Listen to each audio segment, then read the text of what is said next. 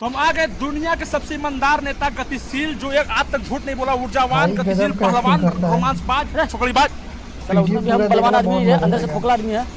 Sorry, मतलब नहीं, ईमानदार नेता। कैसे हैं टीलुआ जी? बढ़िया है सर, सुने कि फिर थाईलैंड मतलब गए थे आप, बार बार कहाँ जाते हैं? थाईलैंड नेता लोग इसलिए जाता है एंजॉय करने। क्या गजब का कॉमेडी करता है भाई। बुरा कैसे लगेगा? मेरी वाइफ को एक खाना खाएंगे तो मन भर जाए। दिन भर तुम दाल भात खाएगा तो तुम्हारा भी मन करेगा कि चिकन खाए।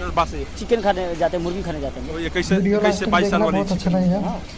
इंजॉय है, मजा तो है, वही मुर्गी में मजा है। अब साला तू लोग जनता का रुपया लूट लिया सब। अच्छा एक बात, ये वोट चोरी का मामला चला है, इस पे क्या कहेंगे? ये हम लोग करवाते हैं, जहाँ देखते चुनाव हार रहे ना, वोट चोरी लास्ट करवाते में मजा आप ही लोग आएगा। करवाते हैं? अरे गुंडा भेज देंगे, 4 गो आदमी को भेज देंगे और गांव को 2 गो आदमी को मर्डर करवा देंगे। और दूसरा दिन पहुंच के उसी को 2-2 लाख रुपया देके, 57 देके फेसबुक पर पूरा चढ़ा देंगे कि नेताजी मदद किए हैं।